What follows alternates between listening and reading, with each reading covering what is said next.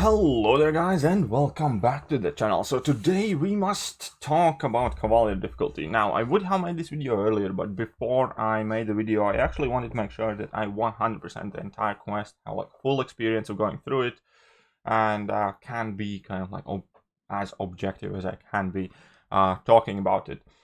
So first, let's start with like the good stuff, the stuff that I enjoyed, because there are certainly quite a lot of positives, and I did find the quest to be quite entertaining, especially throughout the first half of the exploration, let's call it like that, because there are quite a few interesting nodes. When it comes to node specificality, I don't think that buffed up or distract are like too restrictive nodes, because at this point we do have a plethora of champions who are able to get 3 buffs, 3 debuffs. Biohazard, we have so many bleed immune champions. So I think in general these nodes were restrictive, but still at the same time inclusive enough for that to be kind of like a viable base ground strategy.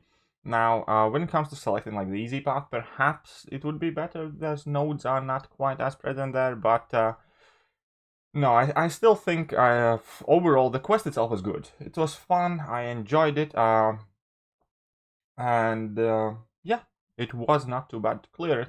The problem with the quest, the only fight problem, the only issue, the only situational issue with the quest is definitely that magic fight. That magic fight is unreal levels of bullshit. There are counters for it that you can count on fingers one of your hand.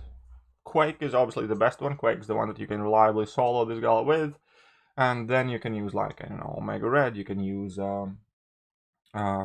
Archangel, and I'm sure there are a few other champions that can do really well against her, but there are not many at all. And the fight design in itself just far too much reminds me the worst, the nastiest, the most disgusting aspects of Act 6, where you have these node combinations that just kind of like seemingly eat up on you. For instance, Special Chaos Inversion and unblockable special attacks. Why?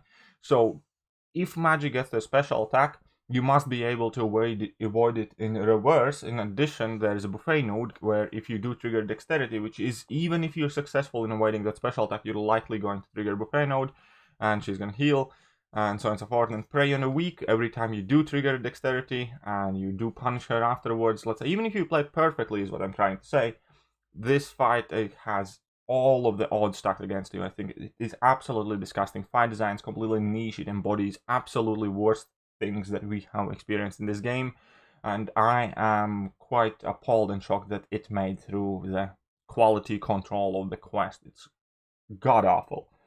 Other than the magic fight though, pretty much everything else I am more or less fine with in the quest. There are some a bit more niche counters, some are very inclusive. Overall, all of the lanes I didn't find to be like too tricky or something that gave me like a huge amount of headache. And magic is the only thing, because outside of using Quake, there are not too many counters that can reliably solo the fight, and that magic fight is definitely harder than Apocalypse and Professor X put together. That's not how it should be. And that fight definitely leaves you with salt in your wounds, I don't know. So outside of that fight, the quest itself and its design, I liked it. It was enjoyable. There are these nodes that buff up champions. Some of them could have been better. I think Tech one was quite useless. Mystic one was good. Mutant one didn't seem to work properly, because half of the champions where I used special attacks that didn't get those prowess buffs, and still it didn't really kind of like enable me to use more mutant champions. You still needed to have a bleed immune mutant champion or almost bleed immune mutant champion, as in Omega Red. So yeah, I think some of these are hit and miss, but overall I kind of like the idea when you buff up these specific class champions. Like the Science one was awesome, where you could really quickly get those Fury buffs. Then the Mystic one was crazy fun, where your Mystic champions threw some insane special attacks. And again, some of them were a bit of fail. But all in all, I think it's kind of like step in the right direction and solid effort. So when it comes to quest itself, it's cool. And now we need to talk about the things that have missed the mark by a mile. Now, thing number one, I actually just took a look at the total stream length, because everything I did in this quest I streamed live, and how long it took me to actually go from 0 to 100% completion, including the 4-star run, which was my initial completion run, but I did kind of like max boost for that as well, so keep that in mind. And I'm talking about my account. And this is not meant to be like in a sense of a brag or anything like that. My account is big. My account is one of the 100 biggest accounts in the game, I think, or thereabouts, close to that.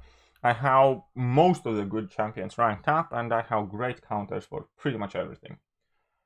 And for my account, that whole endeavor took about 10 hours. Now that's far too long. That's much longer than a Path in Abyss. That's much longer than Variant. It's in fact about as long as 2 Variant explorations, or almost there. And it's just far too much for a content that's monthly. Uncollected exploration, and even using kind of like underranked champions like rank 4s, doing it casually, typically takes about 4 to 5 hours. And that's me using underranked champions. And the fact that this time here has doubled, even if I use rank 3s mainly or maxed out 5 stars, and use champions that benefit from these damage increase nodes, it's just too long. So either get rid of some paths, or either reduce health pools, or either increase the benefits and damage output that the champions do if they play perfectly. So have some more nodes that actually increase the damage output, reduce the health pools, yeah, or get rid of some paths, and then the quest would have been better. I'm not saying the quest was tedious or boring. The quest design was definitely good, but there was just too much of it. I think for a monthly type of content, 10 hours on any single piece of content that's coming every month is too much, far too much. And that stung especially hard when you put the underwhelming rewards in comparison. When you take a look at the Cavalier rewards right now, so I'm going to have to go and exit from this quest. Outside of Tier 5 CC, which I'm perfectly fine with, I want to make that sure. I think the Tier 5 CC amount in the rewards is good. 10% for casually exploring it, and 10% for doing extra challenge. I already covered it in my kind of like initial Cavalier difficulty rewards breakdown video. But I think it's a great idea where it kind of like pushes people, incentivizes people to do something extra for extra rewards. When it comes to Tier 5 CC Catalyst fragments, I am perfectly content, and they are sufficient in my personal amount. 20% here, 10% inside event, it's all good. Now, everything else though, literally every single other thing in this event feels extremely lackluster and underwhelming. When you put together the 6-star shards, when you put together the 5-star shards, when I explored it, it had like zero impact on my end. There was just nothing to it. There was no opening to do afterwards or anything of the sort. There's just not enough stuff. I think they stinged out on 5-star shards on 15k. It's like Cavalier difficulty shouldn't be the focus on the 5-star shards to begin with, but if it was, I think that the entire majority of the 15k 5-star shards should have been either in, I don't know, chapter 1 exploration rewards or initial completion rewards, or however Kabam wants to structurize it, but that should be like the initial reward people get kind of like by not having to explore it all. And then move all of the 6-star shards, maybe to full-on exploration rewards or whatever, however you want to do it. But there's just not enough of them, especially in Tier 5 Basic and especially in 6-star shard department, because, again, like, you can draw comparisons with whatever piece of content you want, but this is by far the least rewarding piece of content that we have seen in a really long while. It is less rewarding than Variant 4, it is less rewarding than Variant 5, who had a huge rewards increase, I must add. It's less rewarding than side event. I think side event gets you more and better stuff and easier, much easier. It's yeah, just not good, just not good enough in terms of what they cough off for 10 hours worth of gameplay. These rewards are extremely underwhelming. There's not even a full Tier 5 basic. There's only like dribs of 6-star shards, and it definitely felt like quite a big sting in the mouth. And here is the problem. Here is the biggest problem that concerns me. These rewards do not get updated too often. If anybody remembers when uncollected events started, uncollected rewards were borderline mind-blowing. That was the highest available resource in the game and a sufficiently significant quantity, and there were not much equal where you could earn all of that. Side events didn't offer it. The random kind of like boss rushes or whatever pretty much didn't offer it. And uncollected rewards were far better than our rosters at the time. The time we started earning tier 5 basics from uncollected was a time when we had no rank 5 5-stars. The time when we started earning 6-star shards was a time when we maybe had 10 6-stars. And those rewards seemed immensely great. Now, over the course of 2 years, those rewards did not get updated once, and every 2-3 months they seemed less and less impactful, to a point where people pretty much stopped doing uncollected because it wasn't really worth it anymore. And that was with a piece of content who started out with amazing rewards, and it took a solid year for the rest of the game pretty much to catch up. When we start out with the rewards that are already initially underwhelming, within half a year, within 3 months, or whatever, this is gonna be quite laughable, and this is gonna be purely optional in case you don't have anything better to do type of thing. Because currently, right now, this month you can earn better stuff from side event quest.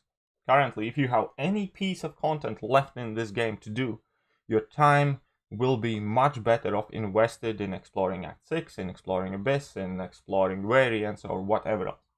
This is by far the least amount of rewards for effort invested that you can find in the game, and that's just not good enough. That's not good enough for a brand new level of difficulty that's just released, just debuting, that's ought to be grabbing people in by heaps and bounds and having everybody push. And what the sad part is, I don't understand how Kabam could miss that mark, because if the rewards were actually hype, many people who potentially don't even really have business trying to explore this, or who would have spent far too many items than it's actually worth trying to explore this, would have done so.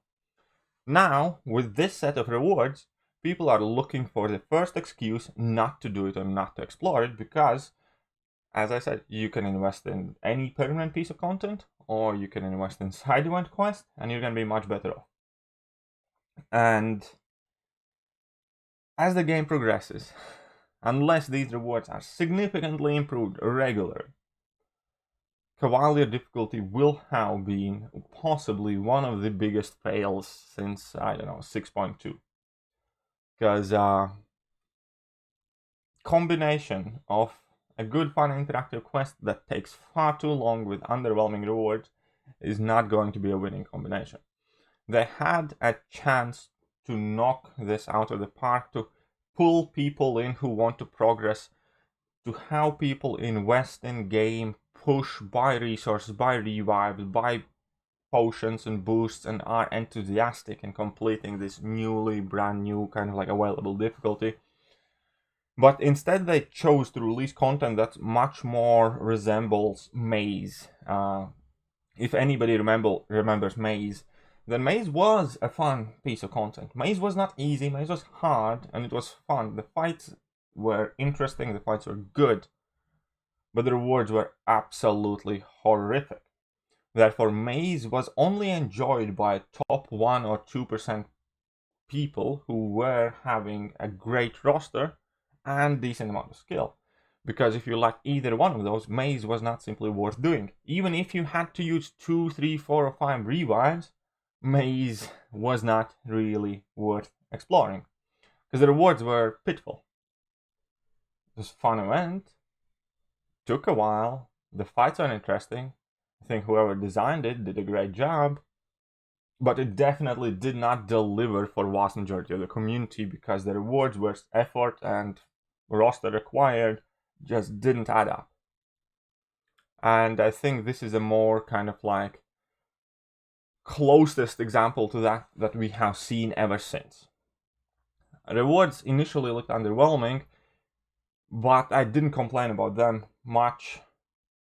I said that they seem underwhelming, but I thought maybe the difficulty is not so long. But after having spent 10 hours exploring this event quest, I'm honestly not looking forward to the next month spending another 10 hours to do another side event quest like this for this set of rewards. I think as a monthly burden, it's just too long for too little. And I think that is the biggest problem. I know that there have been a lot of controversial opinions, a lot of drama, a lot of debate.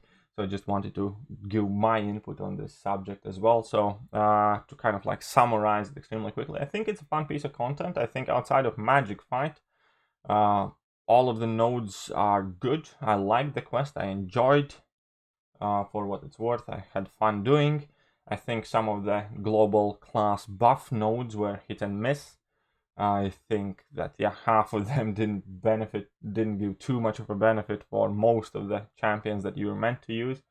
Half of them didn't work properly or were too specific, and half of them are good, half of them are great. So, quest is fun, outside of Magic Fight. Magic Fight is crap, but the quest is alright. But it's just too long, too little. It requires far too much for offering far too little. Therefore, I genuinely, again, cannot recommend this piece of content. If you have other things to do, Model Champions, go and do them until Kabam gets their ducks in a row and sorts things out. If you have anything else to do in this game, missing out a month of Cavalier difficulty, but giving you those 10 hours on other piece of content will be significantly better investment, and then you can come back to this if you have nothing else left to do, or if Kabam has in fact sorted out the rewards versus effort issue. But yeah, that is more or less my point of view. I do understand that my acceptance, enjoyment of this content also depends on my roster. But that was also the emphasis. Even if you have all the counters like I did, it still took me 10 hours. I could have made it faster if I used like Big Boy Boost or Suicide Masteries throughout everything, but still, I don't think I should have to do that every month for a monthly type of content. That's one thing. And second thing is, obviously, if you do not have as good of a roster, then your experience will be even worse, significantly worse, if you do not have great counters to great things. And considering that my own experience barely floats above acceptance of the quest itself, then I can imagine that the vast majority of the people didn't even particularly enjoy it if they couldn't capitalize on the buff nodes. So yeah, once again, I generally cannot recommend anybody invest anything in terms of time or resources in this piece of content if you have anything else to do in the game. But yeah, that I guess will sum up my thoughts about Cavalier difficulty, and I'm gonna catch you guys soon. See ya!